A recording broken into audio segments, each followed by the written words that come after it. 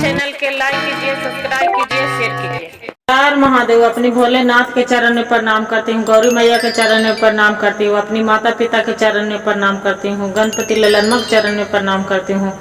मेरा प्रणाम स्वीकारो प्रभु, मेरा प्रणाम स्वीकारो। एक बाबा धाम में एक ब्राह्मण रहा करता था। ब्राह्मण पूरा धन धन से बहुत भरल था। उसका 2 किता मकान, 2 बगीचा, पूरा हरा भरा उसका भरल रहता था। बहुत राजा था। ब्राह्मण क्या किया था कि उसका 4 गो लड़का और 1 बेटी, दोनों के 3 गो के शादी हो गया था। 1 लड़का 1 लड़की के नहीं हुआ था। ब्राह्मण के 1 बेटा के नाम रोहित था, दूसरा बेटा के करण था, तीसरा बेटा के राहुल था, चौथा बेटा के मोहन था, छोटा वाला मोहन था। और लड़की के नाम रिंकू रखे थे। रिंकू 2 गो के 3 गो के शादी हो गया था। राहुल के, करण के, रोहित के 3 गो के हो गया था। मोहन के शादी नहीं हुआ था। कुछ दिन बुढ़ापा के वजह से उसका पति दीनानाथ खत्म हो गए। जब दीनानाथ खत्म हो गए, उसका जो पत्नी थी कांता, उसका बहुत धन रहती थी, कुछ भी करते थे तो बिना अपना माँ के ऑर्डर से उसका बच्चे कुछ नहीं करता था। छोटा वाला बेटा बहुत चतुर चालाक था, बहुत ज्यादा। उसका लड़की भी बहुत चतुर थी, BA फाइनल कर चुकी थी। बड़ा बेटा उसका था तो नौकरी करता था। छोटा वाला बेटा जज था। मंझला वाला बेटा कलेक्टर था और छोटा वाला बेटा था तो डाकपिन था। इधर उधर चिट्ठियां पहुंचाते थे, पढ़ाई करता था और वही सारी काम कर रहा था। लड़की थी तो उसका पुलिस के नौकरी थी। 5 के 5 सबको नौकरी लगा दिया था। और नौकरी तो लगा दिए थे गुरु बहन, बाकी वो जो कुछ समय बीता तो दीनानाथ दुनिया से चल बसे।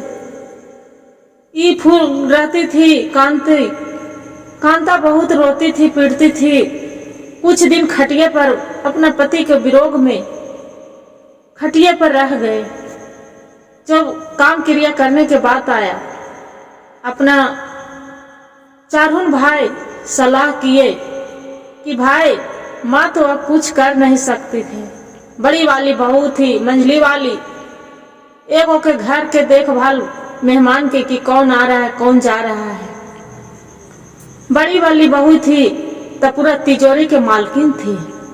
तीसरी वाली बहू थी तो कोई चीज इधर उधर के काम की देखने वाली थी कि कौन कर रहा है कौन नहीं कर रहा है। 3 किस्म के करती थी। क्या हुआ कि जब 12वां दिन हो गया, 4 भाई अपना सलाह किए कि महंगाई के हिसाब से आटा कम मंगाया जाए, तेल कम मंगाया जाए, देसी घी कम मंगाया जाए।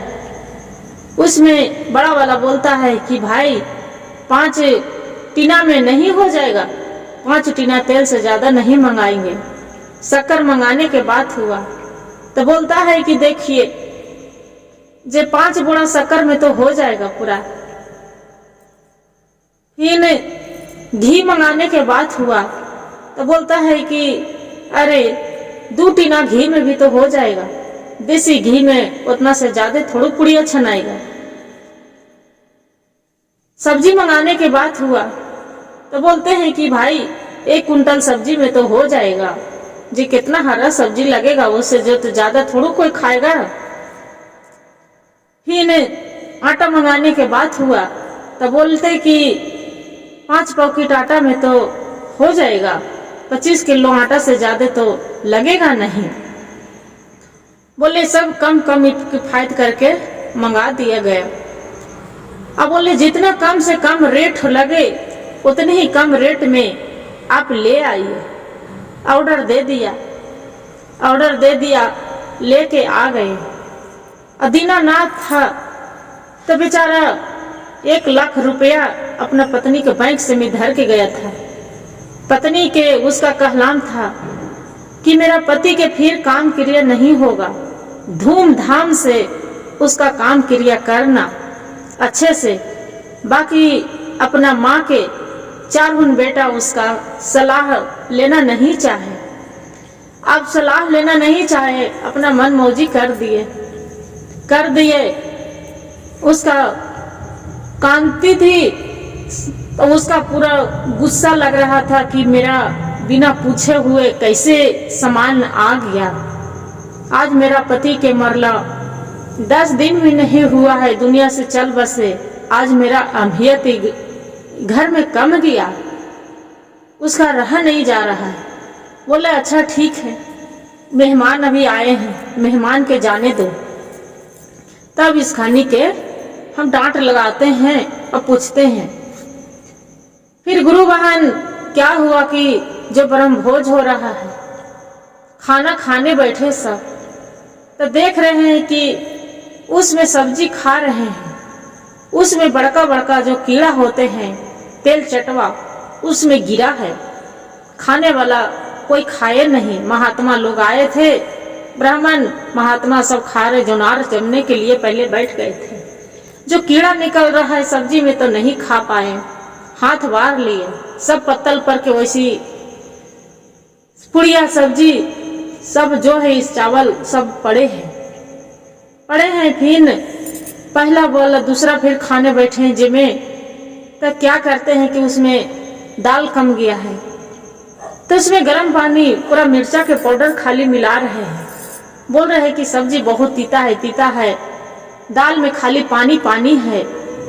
बोलते हैं कि ऐसा बात हो गया। ये सुन के पूरा बेचारी शांति थी, पूरा घुट के रह रही थी। क्या भगवान या भोलेनाथ, मेरा पति इतना धन दौलत जमा करके गए, बाकी का उनको एक दिन के लिए भी 10 गो आदमी के चैन से भोज कराने के लायक नहीं है। मेरा बेटा ऐसे ही ध्यान लगा है, कर रहे हैं। बोले ठीक है। उसका जो कीड़ा निकल गया नहीं कोई खाया, तो अपना लड़का से बोल रहा है रोहित से कि बेटा ये तो बताओ, ये तू क्या कर दिया जग में, देखो तो कीड़ा निकल गया। देख नहीं सकते थे तो कि कीड़ा कैसे बन रहा है, बढ़िया से बनाना चाहिए था ना, मेरा पूछना एक बार तो नहीं, उचित नहीं किया। उसका बेटा थोड़ा देरी के बाद बोलता है बड़ा वाला रोहित कि माँ आपको पहले वाला राज अब नहीं रहा, जे हमने के मन में आएगा वही करेंगे, आप थोड़ा बोलना कम कर दीजिए। उसका दिल में बहुत का चोट लगा। क्या भगवान भोलेनाथ, आपको रात दिन पूजा आराधना करी थी, आज मेरा पति दुनिया से चल बसे, तो आज हमें मेरा बेटा तो ऐसा बोल रहा है कि इस लग रहा है कि घर में मेरा कुछ है ही नहीं। क्या करूं भगवान, मेरा जीवन आप ले लो प्रभु, ऐसी बोल रहे हैं बेचारे। फिर बहू के देख रहे हैं कि तिजोरी खोल रहे हैं। जो तिजोरी खोल रहे हैं तो बोले कि बहू मेरा तिजोरी से आपको क्या ताल्लुक है, मेरा तिजोरी में रुपया पैसा है, जो मेरा क्या निकाल रही है तू मेरा से बिना पूछे हुए। पहले एगो चॉकलेट नहीं आता था बच्चे के लिए, और तू मेरा तिजोरी से रुपया निकाल रहा है। बोले कि देखिए माँ जी आप चुप रहिए, जो काम में खर्चा हो रहा है उसका हिसाब कैसे होगा, कौन देगा, हिसाब करेगा। बोलते हैं कि बहू काम क्रिया के लिए उतना मेरा पति संजोग के गए हैं, क्यों ऐसे बोल रहा है, कम किफायत करके आए हैं। फिर गुरु बहन जो गुरु भाई सब जो था जमने खाने के लिए बैठे हैं, तो देख रहे हैं कि बड़का वो उसमें चूहिया निकला है। जो चूहिया निकला है तो बोल रहे हैं कि अरे राम राम, ये तो पूरा भंडारा भंग हो गया, इसमें तो मरल चूहिया निकला है, कितना दिन के सड़ल गमकल है। जे कैसे बनाते हैं दाल चावल, कहिया के दाल इस गमक रहा है, बदबू मार रहा है। ये शांति तो बहुत गुस्से में तलतल है कि कैसे ऐसे हो गया। तीनों बहू के बुला के बोलते हैं कि बहू आपको कहाँ ध्यान था, बताइए कि भंडारा में पूरा चूहिया कैसे निकल गया। ये तो मेरा पति के मरलों के अति दुनिया से चल भी बसे, बाकी उनको आत्मा के शांति तो नहीं होने दिया, भंग कर दिया देवता देवी के। मंझला वाला बेटा बोल रहा है, माँ तू बहुत बोल रही है, क्या साधु महात्मा है, चाहे सब गुरु भाई वो सब आए हैं जो नार जमने के लिए, भाई खा रहे हैं, भोजन कर रहे हैं, तका मटन मुर्गा नहीं खाते हैं। जे आप इतना कर रहे हैं, पढ़े लिखे पंडित नहीं हैं, इतना मत करिए। बेचारी इतना सुनते हैं अपना बेटा की आवाज, पूरा उसका आंख से आंसू चलने लगता है। क्या रे प्रभु, कैसा आज से मेरा पति के गेला 10 दिन नहीं हुआ है, अब मेरा बेटा कैसे आवाज निकाल रहा है। या भगवान, ऐसी सोचने लगते हैं, काम क्रिया खत्म हो जाता है। बहन के शादी करने के बाद होता है गुरु बहन, जो बहन के शादी करने के लिए चारुन भाई सलाह करते हैं कि भैया इसका शादी कर दिया जाए।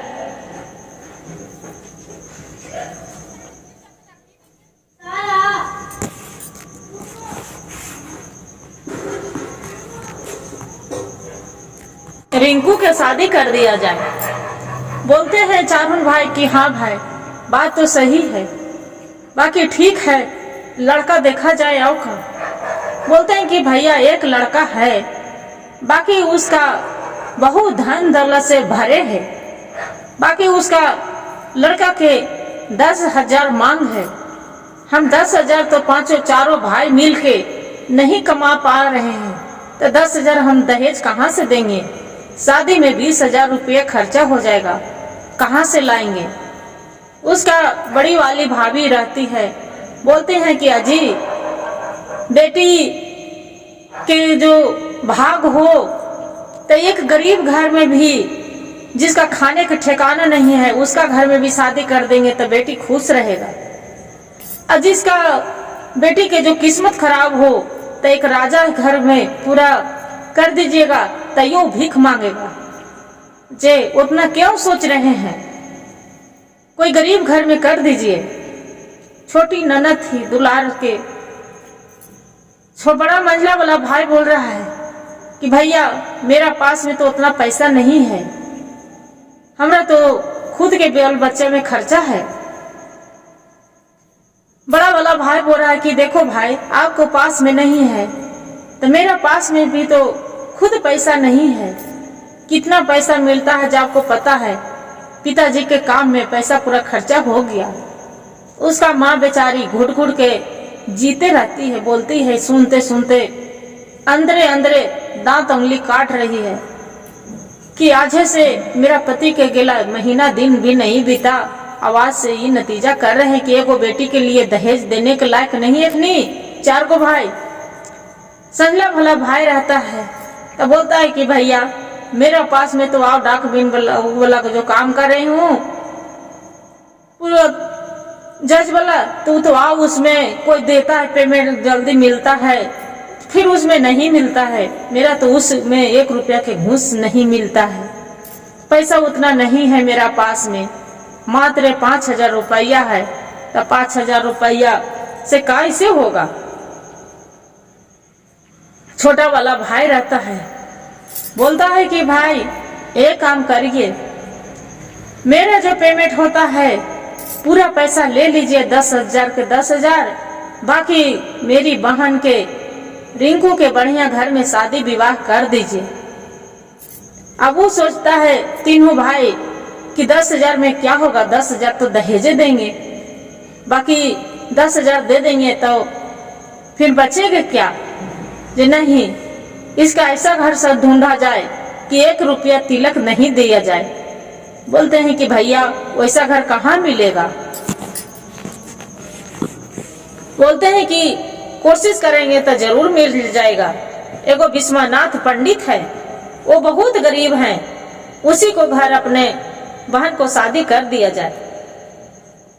जो दीनानाथ बचता था तो उसका चारों बेटा बहुत प्यार करते थे माँ से, बिना उसका कहे हुए बात एक भी टालते थे नहीं। चारों बेटा फेरे फेरी जाके उसका चरण दबाते थे, कहूँ जाते थे तो पैर छू के जाते था कि माँ जो है जे तू आप है माँ, आपको मेरा सिवा कोई नहीं है। बहुत बाकी बेचारी अपना पति के दुनिया से चल बसते देखे थे, अपना लड़का पर चारों के देखता था, ढारा संतोष बांधता था कि मेरा पति चल गए थे क्या हुआ, बाकी मेरा बेटा तो है ना, मेरा बेटा है, चारों मेरा लाल है, इसे जो कहते हैं जो मेरा लाल सुनता है। बाकी बेचारी उसी पर सबूरी कर रहे थे। बाकी उसका बेटा जो जवाब देने लगे, बहू जवाब देने लगी तो उसका अंदर से टूट रही थी धीरे धीरे। तीनों भाई सलाह करते हैं गुरु बहन कि देखिए भैया, ये तो माँ तो जो गहना है वो अपना तो सब दे देगी रिंकू के शादी में, हमने हाथ में मोल के रह जाएंगे। मंझला वाला भाई बोलता है कि तो उससे हम क्या करें, बताइए, उसका गहना वो जाने। छोटा वाला बोलता है कि भैया तो उसके लिए आप क्यों सोच रहे हैं, माँ को भी जैसा इच्छा लगे वैसा करे। बोलते नहीं नहीं, ऐसा नहीं होना चाहिए कि मेरे हिस्से के भी गहना अपना बेटी के दे दे रिंकू के, वैसा नहीं होना चाहिए। वो बोलते हैं कि ठीक है, एक काम करते हैं कि माँ से पूरा गहना हमने ले लेते हैं। बोलते हैं वो कैसे? बड़ा वाला भाई बोलते हैं कि जाके सोचते हैं, बोल देते हैं कि मेरा बहुत बैंक के रुपया था, पूरा कोई ट्रांसफर कर लिया है, हम इतना लोन ले लिए थे कि मेरा जेल जाने के लिए तैयार हो गए। कल दे नहीं नहीं, ये अच्छा नहीं लगता है, झूठ माँ से बोलना ठीक बात नहीं है। मंझला वाला भाई बोलता है कि ठीक है, तो आप जो नहीं जाओगे तो चलिए। संला वाला भाई बोलता है कि चलिए भाई, हम नहीं चलते हैं। छोटा वाला भाई बोलता है कि देखिए, माँ के साथ बेईमानी मत करिए, माँ से झूठ मत बोलिए। दोनों भाई मंझला और संझला रहता है एकदम चेहरा उदास करके अपना माँ फिर पहुंच जाते हैं। उसका माँ देखते हैं, शांति देवी बोलती है कि काहे बेटा, रोज तू हंसते चेहरा मुस्कुराते रहता था, आज तू क्यों इतना उदास हो गया है, क्या बात है, मेरे लाल के क्या हो गया है? मेरा लाल रोज हंसते खेलते आता था, मेरे कमरे में बात करता था, आज मेरा लाल तो लग रहा है कि पूरा जैसे कई दिन से खाना नहीं खाया है, क्या बात है बेटा बोलो। बोलता है कि माँ क्या करूं, जो डाकिया वाला चिट्ठी पहुंचाते थे माँ, उस पर केस हो गया है। बोलता है कि मेरे रुपया भेजे थे, मेरा पैसा आप रख लिए हैं, मेरा कंप्लेन कर दिया है, मेरा 3 लाख रुपया की जरूरत है माँ, मैं कहाँ से लाऊंगी। उसका माँ बोलती है शांति देवी, देखो बेटा, इतना तू रिक्स वाला काम क्यों करते हो। बोलता है कि माँ जो नहीं करेंगे मेरा पेट कैसे भरेगा। जे बोलते हैं कि ये काम करो ना बेटा, बड़ा वाला भाई से कुछ रुपया मांग लो, अब अपना ले लो और जाके वो जिसका पैसा था उसका जाके दे दो। बोलते हैं कि नहीं नहीं माँ, बड़े भैया कहाँ से उतना रुपया लाएंगे, उतना रुपया बड़े भैया नहीं देंगे। बोलता है कि बेटा जाओ तो तू। बोलता है नहीं माँ नहीं जाओ।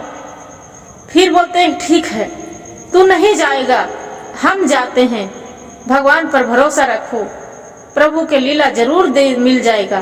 बोलता है नहीं माँ, आप रुक जाइए। तो जाइएगा माँ। शांति देवी वहां से जाने लगते हैं।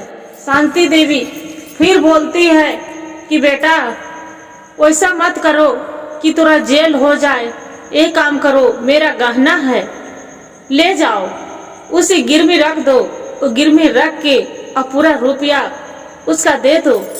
बोलता है कि नहीं नहीं माँ, ये ठीक नहीं है कि हम आपको रुपया रख दे गिरवी और उसका हम दे दे, क्या होगा माँ, बड़ी तो 2-4 साल के सजा होगा, बाकी इससे ज्यादा क्या होगा। उसका बेटा, शांति के बेटा, जो बेचारी के जितना भी पैसा कौड़ी भी था, जेवर जठिया सब ले लिए थे, चारों बेटा राज कर रहा था। उसका जो लड़की थी रिंकू, उसका क्या किए गुरु बहन कि उसका 40 साल के उम्र के लड़के से शादी विवाह कर दिए। चारों भाई बहुत खुश थी, माँ तो बहुत उदास थी। माँ बोलती थी कि क्या आज हम 10,000 रुपया तिलक देने लायक नहीं थे कि हम अपना बेटी के धूमधाम से शादी ब्याह करते। उसका लड़के बोलते हैं, रोहित, करण, राहुल सभी की देखिए माँ, तो इसमें कोई हिस्सा नहीं है। बोलते हैं कि बेटा मेरा तो कोई हिस्सा नहीं है, मेरा तो सब कमाए धरल है, मैं घर भी बनावल मेरा है, रुपया पैसा संजोगल मेरा है, इतना बाग बगीचा भी मेरा है, तो है क्या। आज तू मेरा बोल दिया कि कुछ नहीं, कि नहीं माँ। बोलते हैं कि देखो बेटा, तू जैसे 4 गो बेटा है, मेरी बेटी की भी इसमें हिस्सा है, तू कैसे बोल दिया कि नहीं है। तो नहीं माँ, आपको कौन नियम कानून तू जान रहा है कोर्ट कचहरी के कि आपको हिस्सा है उसमें बेटी के। ऐसे बाप के मर जाने के बाद सब हिस्सा जितना होता है धन संपत्ति लड़के के हो जाता है, बेटी के हिस्सा कहाँ से हो गया। जे एक काम करते हैं कि एक दुखियारी एकदम गरीब है, उसका हाथ पैर लूल लांगड़ है, उसी से हम रिंकू के शादी कर देते हैं। बोलते हैं कि बेचारी इतना सुन के अपने लड़की के बारे में उसका कलेजा दहल जाते हैं। कुछ भी सुबह सुबह उठते हैं, घर में पहले जो बहू पर राज करती थी, हुक्म चलाती थी, बेचारी उठ के क्या करती है कि पहले उठ के झाड़ू पोछा सारी काम दाई के तरह करते रहते हैं। बेटा बहू पलंग पर पूरा लेटे लेटे ऑर्डर जमाते हैं। बोलते हैं कि बारिश के महीना है, आषाढ़ लग गया था, बारिश होना स्टार्ट हो गया था, पूरा ऐसी सावन भादों के पूरा कीचड़ काचड़ था।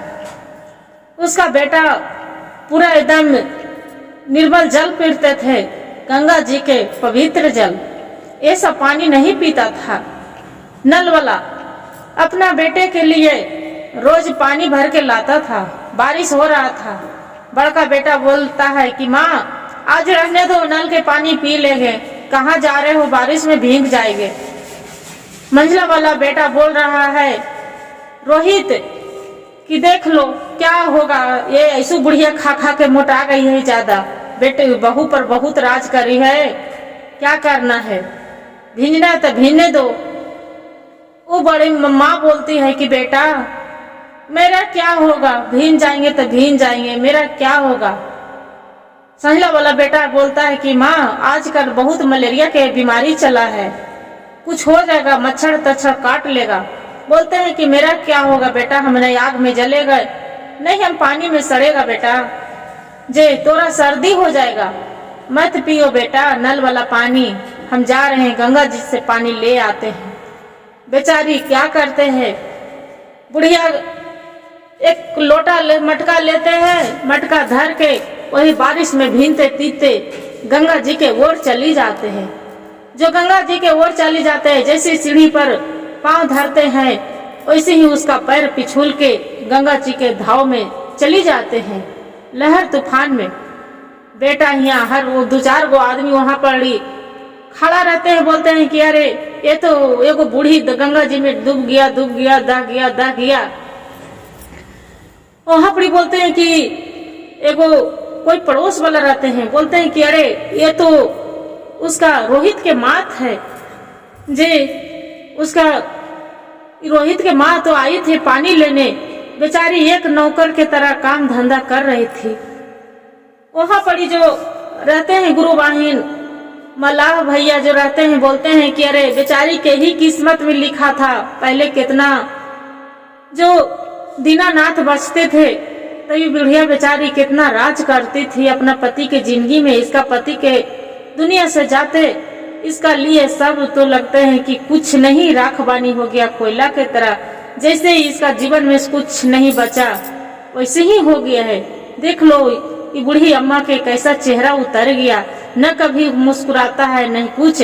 इसका जो बेटन है तब पूरा रोज गुलछड़ा उड़ाता है, नाच नचाता है, पूरा ऐश मौज करता है, बाकी अपनी माँ के कभी ध्यान नहीं दिया है। इसीलिए बेचारी बुढ़िया घुट घुट के एक गंगा जी में पानी ला के रोज खाना दाना बनाती, एक दाई की तरह काम करती थी। आज बेचारी भले अच्छा हो गया कि दुनिया से चल बसे है। उसका बेटा का जो पता चला कि मेरी माँ तो गंगा जी में डूब चली है, मेरी माँ नहीं धरती पर, छोटा वाला बेटा बोलता है क्या का मेरी माँ तो मेरे जीवन से निकल गए, अब थोड़ा दिन के लिए हम चैन से अब रहेंगे। क्यों बेचारा के का उसी को तकलीफ था अपने ही माँ से। बाकी माँ बेचारी तो 4 हुन के कितना 5 हुन बाल बच्चे के, एक बेटी के भी पोसी पाली थी सबको, बाकी बेटी के भी सुख नहीं मिल पाया और न तो मैं उसका माँ के सुख मिल पाए। बेटी जो सुने कि मेरी माँ चल गई है, दुनिया से चल बसे, बेटी वहां से रोते रोते अपना मैके आती है, मैके आती है गुरु बहन। बाकी उसका भाभी धुतकार के होके चला देती है कि अब तोर माँ नहीं है तो यहाँ तोरा कुछ भी नहीं है। रिंकू भी वैसी रोते कलपते चले जाती है, भगवान की याद करते है क्या भोलेनाथ है, इतना मेरी माता पिता अरज के रखे थे, बाकी इस दुआरी पर आज मेरा एक लोटा पानी के कोई की आस्था नहीं है। यह भगवान शिव गुरु ऐसा क्यों मेरे साथ, क्या हो गया भगवान कि मेरा कितना भागा लिखे थे कि मेरा आज दुआरी पर एक गिलास पानी पीने के तक भी नहीं है। ऐसी भगवान की आराधना करने ते लगती है। जाती है कुछ दिन के बेचारी शिव चर्चा करती थी, भगवान के पूजा भक्ति भाव करती थी। गुरु बहन पूजा करते करते एक दिन ऐसा चमत्कार होते है कि उसका धन संपत्ति पूरा अरे धूरे रिंकू के उसका पूरा भर जाते हैं। जो भर जाते हैं उसका भाई भाभी एकदम गरीब हो जाते हैं। देखिए बूढ़ी अम्मा तो दुनिया से गंगा माई के प्यारे बन गए, गंगा माई अपना गोद में तो ले लिए गुरु बहन, बाकी गंगा माई के अकबाल था कि बेचारी रिंकू के पूरा धन दौलत उभर गए। यही कहते हैं कि माँ के आशीर्वाद मरलों में उसका आशीर्वाद लग गया, अब मरलों में शराप लग गया कि बेटन थे पूरा ऐश मौज करते थे जो एकदम गरीब कंकाल हो गए। एक दिन बोलते हैं कि भैया से ना है तो चलिए न देखते हैं रिंकू मरी है कि बची है। एक तो गरीब घर में उसका ब्याह कर दिए थे बूढ़ा से, कैसा है जाके देखते हैं। जो जाके देखते हैं ताकि देखिए शिव गुरु का महिमा, उसका पूरा मकान झलक रहा है 3 तल्ला, एकदम राजगद्दी पर बैठी है रिंकू, उसका बेटा बेटी पूरा जवान सब पूरा ऐश मौज कर रहे हैं। बोलते हैं कि भैया ये तो लगवे नहीं कर रहे हैं कि रिंकू है मेरी बहन, ये तो बेटा बेटी इसका पूरा ऐश मौज कर रहे हैं। रिंकू तो पूरा एकदम राजगद्दी पर बैठी है, हुक्म चला रहे हैं। भैया वो जो था जे हम हैं। बोलते हैं कि बड़ा वाला भाई बोलते हैं कि हाँ भैया भाई जे लग रहा है कि माँ के शराप लगे हैं, माँ के हम बहुत तकलीफ दिए थे, बहुत दुख दिए थे, वही आज शराप लगे हैं। आई माँ से बहुत प्यार करते थे, आज वही इसका माँ के आशीर्वाद लगा है, मेरा शराप लग गया है। जे बोलते हैं हाँ भैया आप ही को कारण गंगा जी में पानी लाने भेजते थे, मटका में पानी नहीं पीते थे। मंझला वाला भाई को बोलता है सानिल वाला भाई की भैया आप ही तो बोलते थे कि बुढ़िया मोटा गई है, क्या करेगी बहू बेटी के ऊपर राज करी है, आज जाने दो। उसी तो माँ चली गई थी, अब माँ गई तो आई नहीं। बोलते हैं कि कोई बात नहीं, अब जो बीत गया जो बात खत्म कर दीजिए। गुरु भाई गुरु बहन जो मेरा कहानी अच्छा लगे तो वीडियो को लाइक और सब्सक्राइब और शेयर जरूर करिएगा। हर हर महादेव कमेंट में जरूर लिखिएगा।